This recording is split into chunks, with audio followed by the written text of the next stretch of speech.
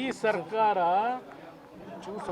ಎಷ್ಟರ ಮಟ್ಟಿಗೆ ಮುಖ್ಯಮಂತ್ರಿಗಳು ಅಧಿಕಾರವನ್ನ ದುರುಪಯೋಗ ಪಡಿಸ್ಕೊಳ್ತಕ್ಕಂಥ ಕೆಲಸಕ್ಕೆ ಆಲ್ರೆಡಿ ಕೈ ಹಾಕಿದ್ದಾರೆ. ಈಗಾಗಲೇ ಹೈಕೋರ್ಟ್ನಲ್ಲಿ ಸೈಟ್ ನಮ್ಮದೇ ಅಂತ ಹೇಳ್ಕೊಂಡಿದ್ದಾರೆ. ಜುಜುಬಿ ಸೈಟು ಅಂತ ಅವರಲ್ಲಿ ಅಡ್ವೊಕೇಟ್ ಹೇಳಿದ್ದಾರೆ. ಅಲ್ಲಿ ಜನಪ್ರತಿನಿಧಿಗಳ ನ್ಯಾಯಾಲಯದಲ್ಲಿ ಲೋಕಾಯುಕ್ತಾಗಿ ಎನ್ಕ್ವೈರಿ ಆಗಬೇಕು ಅಂತ ಕೊಟ್ಟಾಗಿದೆ. ಈಗ ಆ ಪ್ರಾಪರ್ಟಿ ಕೋರ್ಟ್ನ ಅಂಡರ್ನಲ್ಲಿದೆ. ಆ ಪ್ರಾಪರ್ಟಿ ಯಾವುದು ಇಲ್ಲ, ಅದಕ್ಕೆ ಅಲ್ಲಿ ಮಾತಾಡೋಣ ಅಂತ ಹೇಳಿದೆ ನಾನು. ಇಲ್ಲಿ ಪ್ರಶ್ನೆ, ನೆನ್ನೆ ಸೈಟನ್ನು ನಾನು ವಾಪಸ್ ಕೊಟ್ಟಿದ್ದೀನಿ, ವಾಪಸ್ ತಗೊಂಬಿಡಿ ಅಂತ ಹೇಳಿದಾರಲ್ಲ, ಯಾವ ಕಾಂಟ್ಯಾಕ್ಟ್ ಮೇಲೆ ವಾಪಸ್ ಕೊಡ್ತಾರೆ ಅವರು? ಯಾರ ಸೈಟ್ ಅದು? ಯಾಕೆ ಕೊಡ್ಲಿಕ್ಕೆ ಸಾಧ್ಯ ಅವರು? ಈಗ ಮೂಡ ಕಮಿಷನ್ ಲೋಕಾಯುಕ್ತಕ್ಕೆ ಏನಾದರೂ ಘಟಿಸಿದ್ರೆ, ಪ್ರಾಮಾಣಿಕವಾದ ಟ್ರಾನ್ಸ್ಪರೆನ್ಸಿ ಇದ್ದರೆ ತನಿಖೆನಲ್ಲಿ, ಆ ಮೂಡ ಕಮಿಷನರ್ ಅರೆಸ್ಟ್ ಮಾಡಬೇಕೀಗ ತಕ್ಷಣಕ್ಕೆ. ಯಾಕೆ ಮೂಡ ಕಮಿಷನರ್ದನ್ನು ವಾಪಸ್ ತಗೊಳ್ಳಿಕ್ಕೆ ಅವ್ರಿಗೆ ಪವರ್ ಇದೆ? ಕೋರ್ಟ್ನಲ್ಲಿ ಈಗಾಗಲೇ ವಾದ ವಿವಾದಗಳಾಗಿದೆ, ಕೋರ್ಟ್ ಆದೇಶ ಕೊಟ್ಟಾಗಿದೆ. ಈಗ ಸೈಟ್ ವಾಪಸ್ ಕೊಡ್ತೀವಿ ಅಂತ ಏನು ಹೇಳಿ ನೆನ್ನೆ ಡ್ರಾಮಾ ಮಾಡಿದ್ದಾರೆ. ಯಾವ ಆಧಾರದ ಮೇಲೆ, ಯಾವ ಅಧಿಕಾರ ಉಪಯೋಗ ಮಾಡಿ ಆ ಸೈಟ್ ವಾಪಸ್ ತಗೊಳ್ಳೋಕೆ ಸಾಧ್ಯ? ಇವರು ಖಾತೆ ಹೆಂಗೆ ಬದಲಾವಣೆ ಮಾಡ್ತಾರೆ? ಅಲ್ಲಿಗೆ ಮುಖ್ಯಮಂತ್ರಿಗಳು ಈ ಪ್ರಕರಣವನ್ನು ಅವರ ಲೋಕಾಯುಕ್ತ ಅಧಿಕಾರಿಗಳನ್ನು ದುರುಪಯೋಗ ಪಡಿಸ್ಕೊಳ್ಳೋದ್ರ ಮುಖಾಂತರ ಇವತ್ತು ಈ ಪ್ರಕರಣವನ್ನು ಮುಚ್ಚಾಕ್ತಕ್ಕಂಥದ್ದಕ್ಕೆ ನಿನ್ನೆ ಬೆಣೆ ಹೊಡೆಯೋ ಕೆಲಸ ಏನು ಮಾಡಿದ್ದಾರೆ.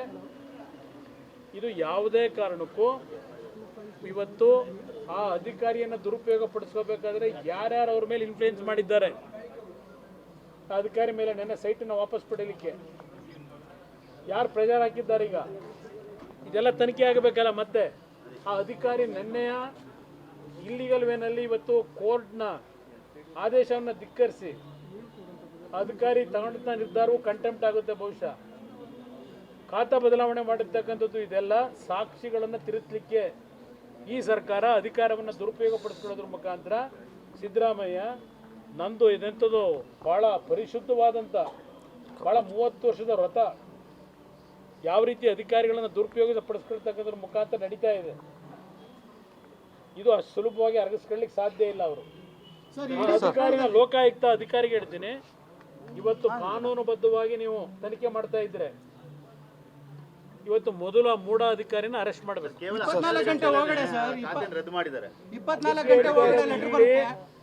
ಸಾಕ್ಷಿ ನಾಶ ಅಂತಕ್ಕಂಥದ್ದು ಮುಖ್ಯಮಂತ್ರಿಗಳಿಂದ ಆಗ್ತಾ ಇದೆಯೋ ಇಲ್ಲ ಅರ್ಬನ್ ಡೆವಲಪ್ಮೆಂಟ್ ಮಿನಿಸ್ಟ್ರಿಂದ ಆಗಿದೆಯೋ? ನಿನ್ನೆ ಡೈರೆಕ್ಷನ್ನು ಯಾರು ಅವ್ರಿಗೆ ಡೈರೆಕ್ಷನ್ ಕೊಟ್ಟವ್ರಿಗೆ ತಗೊಳ್ಳೋದಕ್ಕೆ ಲೀಗಲಿ ಅವಕಾಶ ಇದೆಯಾ? ಇದೆಲ್ಲ ಇವತ್ತು ತನಿಖೆ ಆಗಬೇಕಲ್ವೇ?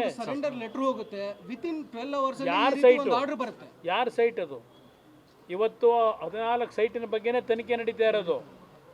14 ಸೈಟಿಂದ ತನಿಖೆ ನಡೀಲಿಕ್ಕೆ ಆದೇಶ ಆದಮೇಲೆ ಈಗ ಅದನ್ನು ಇವರು ಸರ್ಕಾರ ಇವತ್ತು ಮೂಡಾದಲ್ಲಿ ಇವರು ಅರ್ಜಿ ಕೊಟ್ಟ ತಕ್ಷಣ ತೆಗೆದುಕೊಳ್ಳೋದ್ರ ಮುಖಾಂತರ ಖಾತಾ ಬದಲಾವಣೆ ಮಾಡೋದು, ಸಾಕ್ಷಿಯನ್ನು ನಾಶ ಮಾಡ್ತಕ್ಕಂಥದ್ದಕ್ಕೆ ಈ ಸರ್ಕಾರ ಅಧಿಕಾರವನ್ನು ಯಾವ ರೀತಿ ದುರುಪಯೋಗ ಪಡಿಸ್ಕೊತಾ ಇದ್ದಾರೆ. ಲೋಕಾಯುಕ್ತ ಏನು ಮಾಡ್ತಾ ಇದೆ? ಲೋಕಾಯುಕ್ತ ತನಿಖಾ ತಂಡ ಏನು ಮಾಡ್ತಾ ಇದೆ? ಅದಕ್ಕೆ ಅಲ್ವಾ ಇಂಥ ಅಧಿಕಾರಿಗಳು ಇಟ್ಕೊಂಡಿರೋದು? ಈ ಕೆಲಸ ಮಾಡಲಿಕ್ಕೆ ಅಲ್ವಾ ಇಟ್ಕೊಂಡಿರೋದು? ಇದು ಅಷ್ಟು ಸುಲಭವಾಗಿ ಅರಗಿಸ್ಕೊಳ್ಳಿಕ್ಕೆ ಸಾಧ್ಯ ಇಲ್ಲ, ಅಷ್ಟು ಸುಲಭವಾಗಿ. ಯಾಕೆಂದರೆ ಇಡಿ ಅವರು ರಿಜಿಸ್ಟ್ರೇಷನ್ ಮಾಡ್ಕೊಂಡ್ರು ಕೇಸನ್ನು ಅಂತ ಹೇಳಿ, ರಿಜಿಸ್ಟರ್ ಆಗಿದೆ ಅಂತ ಹೇಳಿ ತರಾತುರಿಲ್ಲಿ ಇವತ್ತು ಈ ಸೈಟ್ ಕೊಡ್ತಕ್ಕಂಥ ಅವಶ್ಯಕತೆ ಏನು ಹೇಳಿದರು? ಕಾನೂನುಬದ್ಧವಾಗಿರ್ತಕ್ಕಂಥ ನಮ್ಮ ಆಸ್ತಿ ಕಾನೂನು ಪ್ರಕಾರ 62 ಕೋಟಿ ಬೆಲೆ ಬಾಳ್ತದೆ. 62 ಕೋಟಿ ಕೊಟ್ಬಿಡ್ಲಪ್ಪ ತಗೊಳ್ಳಪ್ಪ ಅಂತ ಇದೇ ಮುಖ್ಯಮಂತ್ರಿಗಳು ಹೇಳಿವೆ. ಈಗ ಅದು ಹೆಂಗೆ ದಾನ ಮಾಡಿಬಿಟ್ರು? ಬೇಡ ಸೈಟು ಅಂತ. ಮನಿ ಲ್ಯಾಂಡ್ರಿಂಗ್ ಇಲ್ಲ ಅಂದ್ರೆ 62 ಕೋಟಿ ಅವರೇ ಮಾತಾಡಿಲ್ವಾ? ಇವೆಲ್ಲ ಬರಲ್ವಾ ತನಿಖೆನಲ್ಲಿ? ಅವ್ರು ಸುಮ್ಮನೆ ತನಿಖೆ ರಿಜಿಸ್ಟರ್ ಮಾಡ್ಕೊಂಡವ್ರ? ಅದು ಎಷ್ಟರ ಮಟ್ಟಿಗೆ ನೋಡಿ.